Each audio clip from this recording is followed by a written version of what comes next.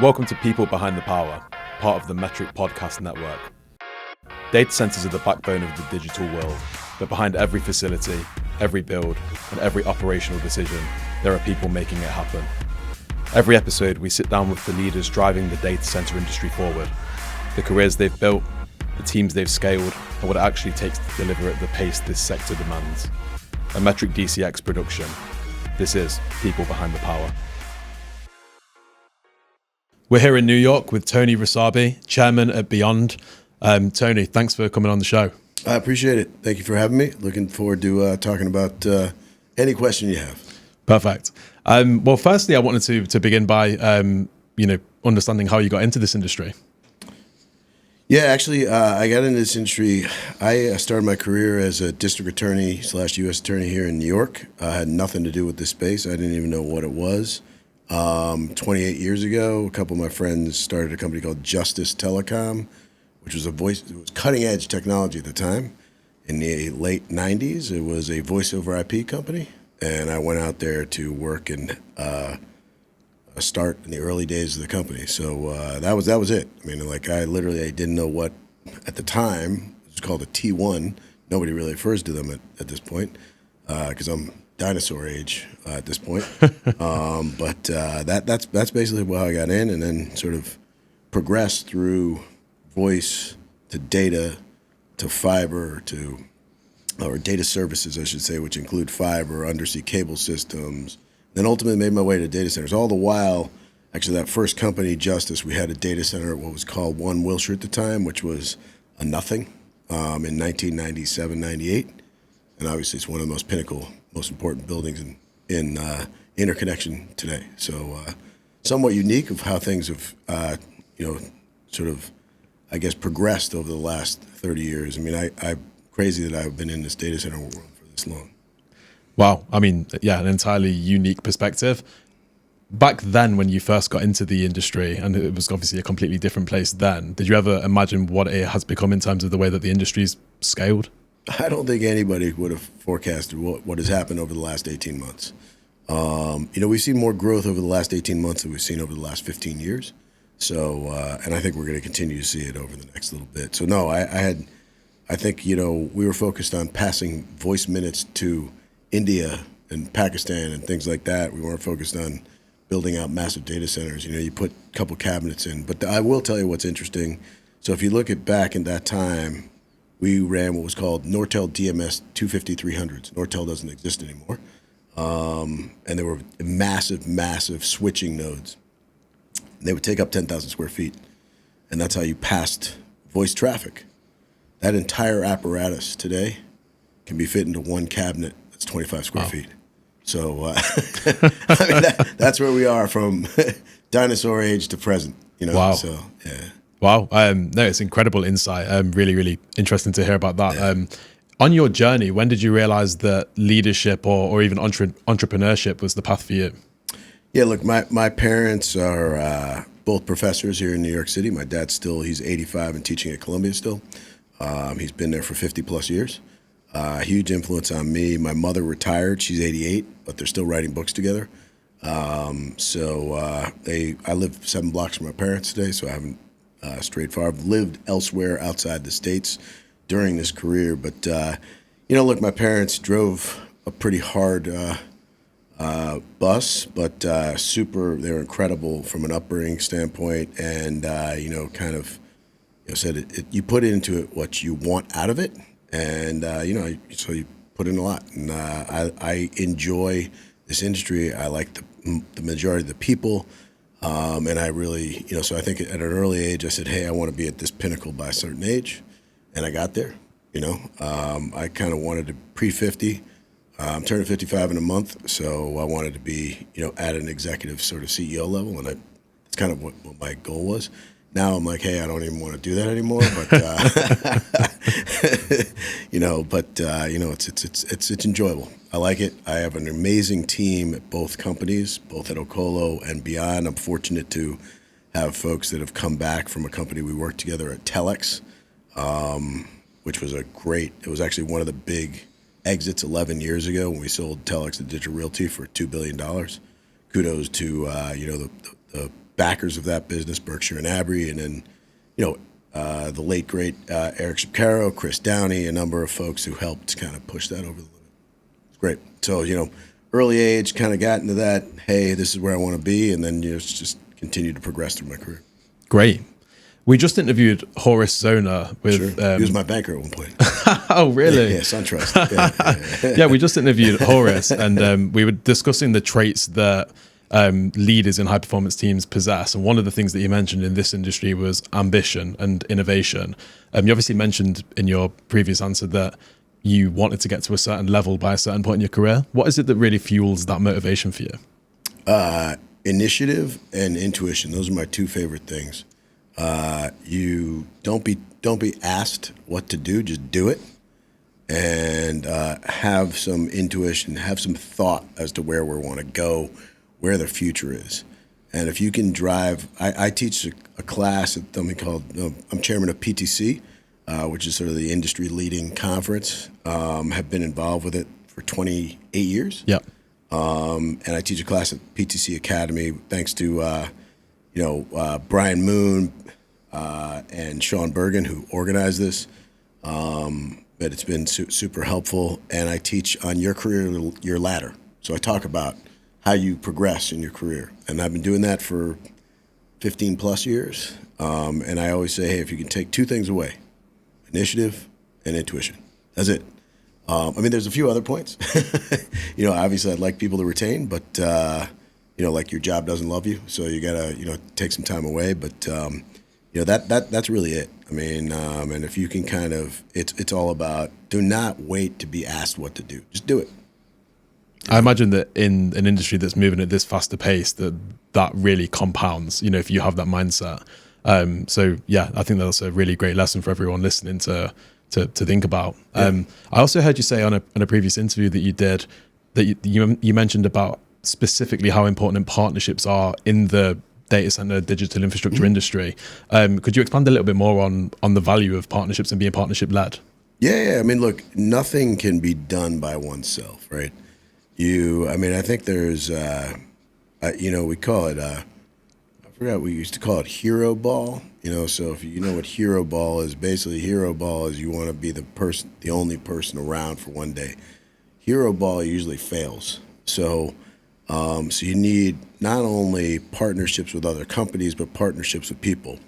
It's all about building great teams and making sure that you have the right support, laying out great incentives for your team, treating with respect, and also making sure that you follow. The team that's with me back at Beyond, we all work together at Telex and at a company called TierPoint. So pleasure to have people who are amazing. I was just commenting that when you call them, I'm on the phone with them for 3 minutes because everybody understands what to do. Boom, do it, get it done. And so I think that type of partnership, and anybody who thinks they can lead a company by themselves is absolutely wrong. So you need to partner with people. You need to partner with other companies, whether it be and then supporting cast, outside counsel, your accounting firms, whatever it is, because nobody can do everything. The key is anybody who's a great leader can bring all those groups together to ensure that the project is moving forward or whatever it is. And ultimately, there's, the recognition you get is for successful completion of projects, but also the growth. And when you're on the spreadsheet and the numbers are going up and to the right, everybody's happy. Yeah. So great. That's the key to partnerships. Great. In terms of building high-performing teams, obviously it's important for organizations to develop talent internally. You mentioned that you worked with the people at Beyond previously when you were with your previous organization. There is also a need when you're scaling big businesses to hire externally as well. What would you say that the key traits that you'd be looking for that you couldn't necessarily see on a CV or a resume? Yeah, so I tell, hopefully you don't mind my crazy anecdotes, but not at all. So I started my career, as I mentioned, as an attorney. Before that, I was actually a caseworker for alternative incarceration programs here in New York. I spent a lot of time going to the prisons and looking for people who had promised to actually put them into drug treatment programs or whatever it might be. And the reason why I say this is because there's a similar piece in the space. So if I heard one thing back then when I was interviewing people to see if they qualified to get into a program where the person said, I just want to get my life together, they were going to fail, right? So if I look at that and I take that analogy into our business today, if I interview somebody who's like, I'm a true hunter, they're going to fail, okay? So hopefully you can get that analogy, but I know there's certain phrases that people say to me and I'm like, okay, that's not the right person to hire. Yep. Okay? So in order to hire high-performing teams, when you interview them, I know this is terrible to say, I know within the first probably 30 to 40 seconds whether this person's going to succeed within my space, just because my job as an attorney was to read people for 4 years. Usually I can tell if they're full of crap or if they're for real. And if they're full of crap, we're not going to hire them, right? Yeah. And so, as I said, and I use that analogy, I kind of say, okay, if I just want to get my life together, they're going to fail. And if they're a hunter in sales or whatever else, and that sort of that dialogue, it sort of can be transposed across any position. And so if I can read that with them, and look, I'll be 100% accurate. I am not 100% accurate. I make a lot of mistakes. But if I can try and realize to cut myself off by not hiring those right people. But if you get people who are independent and can work autonomously and don't need a ton of direction, that's the people you want, right? They lead by example and they can work. You tell them what to do. One of the things that my pet peeve is if you have to tell people one or two, if you tell people more than once, there's a problem, right? And so that's not going to build high-performing teams. It's somebody you tell, you get it done, boom, done, executed on. And so I think the key is I am a big believer in repetition, repetitive hiring. So I hire the same people that have been working with me. Most companies, I bring a team, and we just go and crush it. So I think that's the way you build high-performing teams.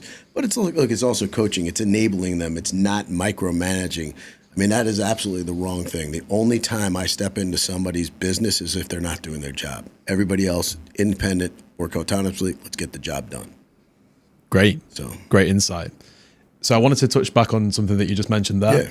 Why would someone talking about being a hunter, for example, why is that the wrong thing to say or the wrong statement to make? You don't really need to come out and tell me you're a hunter. Show me by examples and advise me on how you do this, right? You say and again, look, I'm not always right. I am wrong many times, right? That's just my thing, right? If somebody says that to me, there's a high likelihood, and I've been pretty accurate on that, they're not going to succeed, okay? And that's just, my thing. I think the problem is a lot of people tell you what they want to hear. I'd like to hear the obtuse things. If I hear something obtuse, that's great. That means there's something different. My parents are super unique. They've taught me to, look for the obtuse and look for the oblong shape instead of the actual circle or square, right? And they've been right, I don't like to say that, but the other person who's right is my wife, who's always right, So hard for me to tell her that, but she's always right. Yeah, I think the mindset of show don't tell is valuable across every industry. Demonstrate what it is, So. Yeah. I mean, look, I've had some weird jobs in my life. I bartended in New York City for 12 years, so I kind of got, to figure out when I was a DA, I spent a lot of time, you don't make a lot of money when you work for the government, so you got to figure out how you can make money elsewhere. And, you get to know people. I am telling you this, our business that we're in is all about people. It's all about people. That's the way you're going to succeed. Yeah. You get good people, you get trustworthy people, that's the way you're going to succeed. Great. So, great. What would you say that your biggest hiring mistake has been? You should not hire people you want to be friends with. It's a big mistake. Or partner with them. It always ends up backfiring. Relationships are always strained. I don't care what happens at work. It's always painful. And you get that feeling where you're like, I don't even want to be in the room with this person. That's tough, And so if you want to stay friends with people, so I always say it's great, that's a great person I want to go share dinner with, but I'm not sure that's a great person I want sitting next to me in the desk next door to me. And I think that's a big like you just got to be careful, because if that happens, you end up usually ruining a relationship with them, and that's painful, right? Because if you have a great friendship, try and hire them, like, oh, this friendship will transition into, maybe you can invest with them, and you can do some partnerships. That's okay, and maybe if there's some challenges, and you guys have a little beef, that's fine. But working together in the same companies, it can create some animosity. So you've spoken about the value of working with people that you've worked with them before, and that they're reliable and they've proven to be valuable people and partners. If you were to hire externally, what are the key things that you'd be looking for? I mean, look, your first job when you start to become a manager, you're always hiring somebody you don't know. I think passion, or super organized, the ability to work on their feet and work with the ability to answer questions, great listeners. Most people, I'm a talker, most people are talkers, but you got to listen and you need to be able to digest something and come back with an answer that actually is sensible and thought out. But look, it's becoming more and more difficult to hire. Different generations have different work ethics, and it depends on what you're looking for. And finding the right person it's much trickier. Salaries are increasing, packages are increasing. The value within this space, in the data center space, we have so much money coming in and out that it's hard to find amazing talent without paying high price.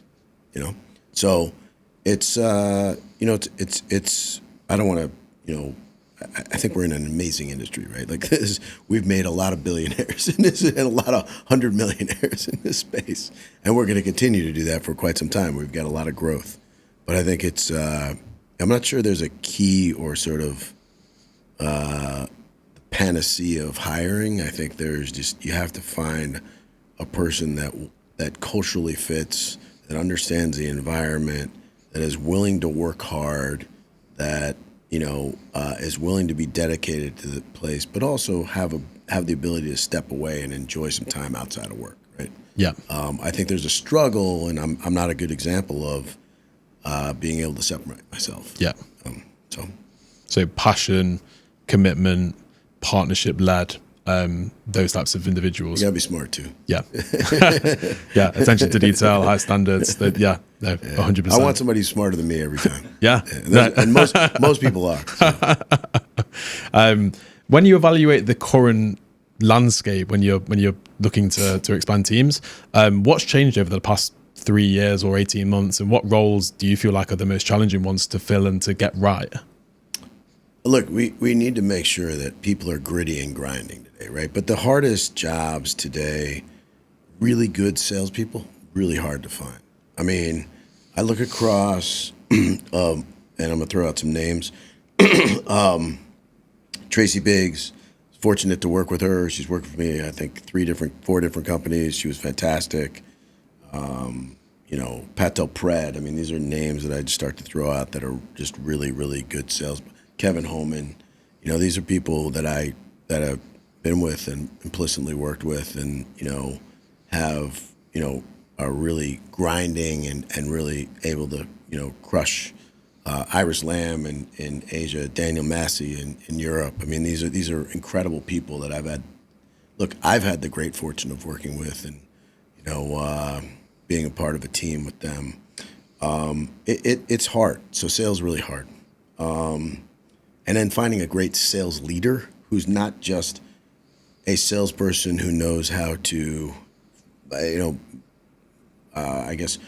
mind the funnel and things like that, but actually have a vision of kind of where things are going, what products are going to lead, what products are going to stay around, et cetera. So that's one.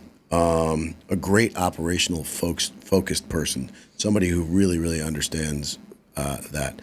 I think that a CFO who understands the financial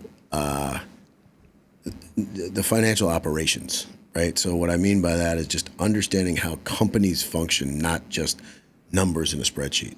And so understanding the operations and financially how it all comes together, I think that's a really crucial component.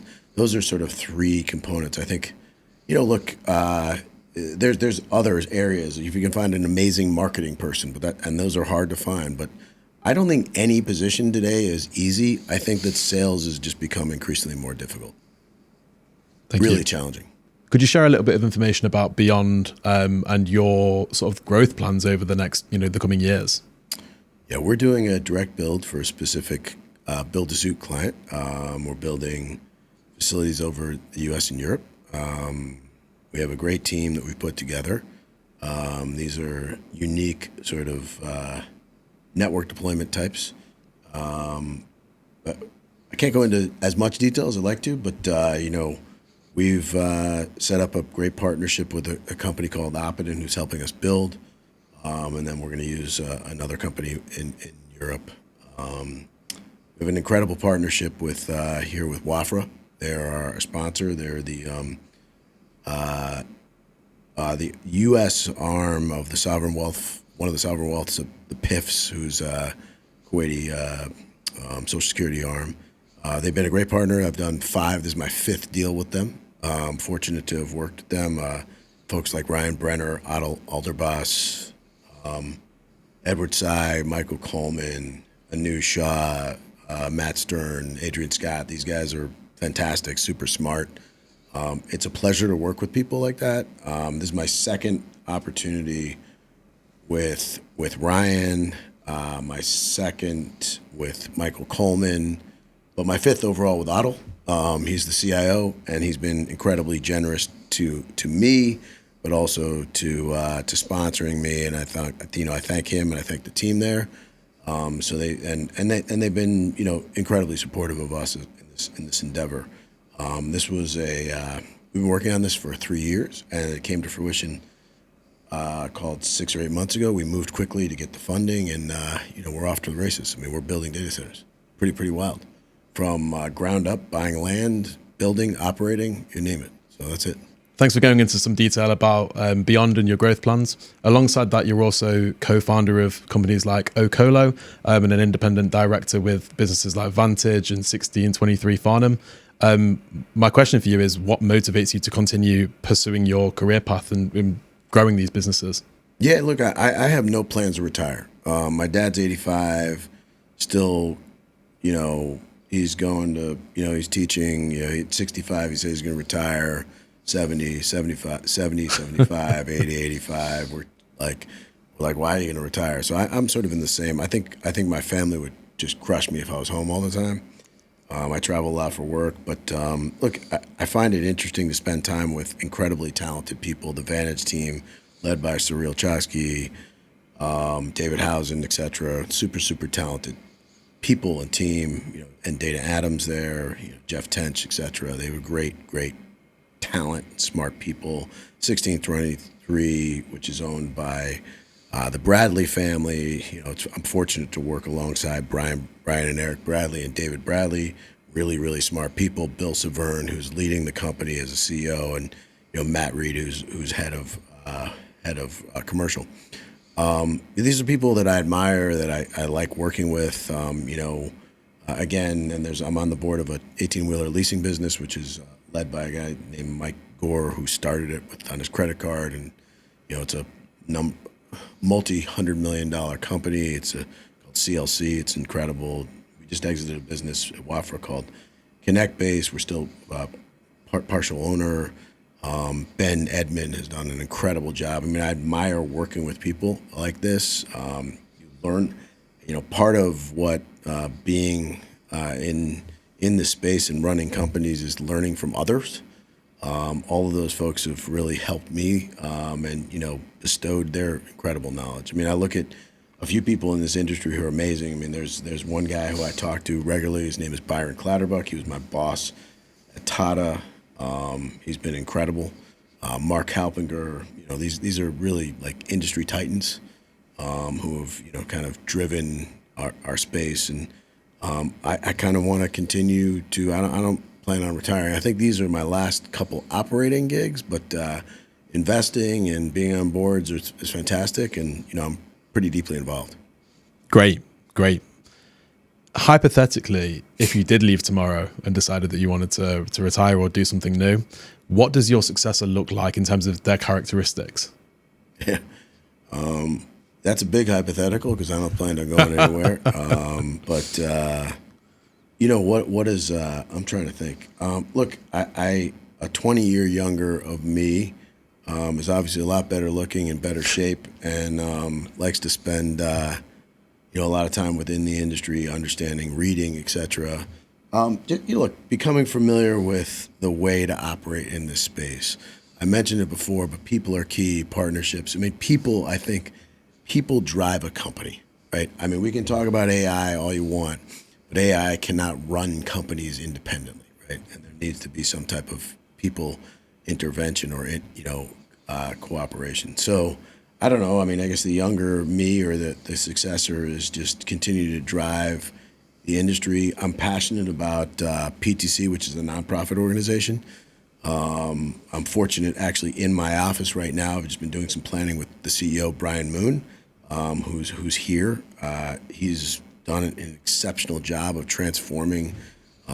He took over from Sharon, who did, yeoman's work for 30 plus, almost 40 years of running. And then Sharon retired, and Brian's taken over and, just carried the torch and continued to grow the business. So I'm passionate about that. I'd love people to be more passionate about giving back within the community and educating the next generation. Perfect. So, it's been a real pleasure speaking with you. One question for you is, who should we be speaking to next? Oh, gosh. You should definitely talk to Byron Clatterbuck. He's got a lot of stories, many more than I do, and, can share some. Mark Halpinger is a good one. Guys like Steve Smith at Zayo, Ben Edmond, Connect Base. There's so many great titans within this space. Raul Martinek, who I'll see tonight for dinner. I'm excited. Peter Hopper. The list goes on and on. We can talk about a lot of them. Yeah. Perfect. I met with Peter previously at one of the data center investment conferences in Virginia.